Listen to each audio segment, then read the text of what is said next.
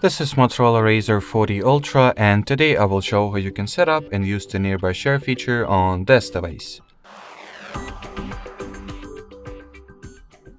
So to start, I recommend that you enable Wi-Fi and Bluetooth, then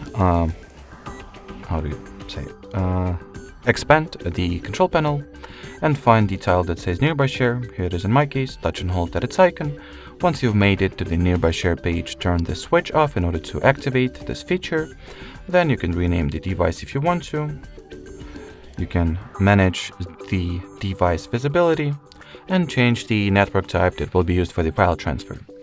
Now everything is set up and ready to be used, so I will take a screenshot on my Nokia phone that I have and try sending it through the nearby share.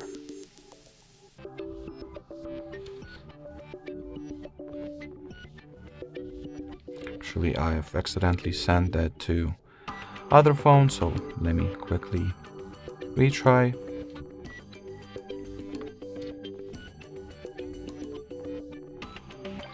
So as you can see, the picture was successfully sent and received respectively. Alrighty, so that will be it for this video. Thanks for watching and bye bye.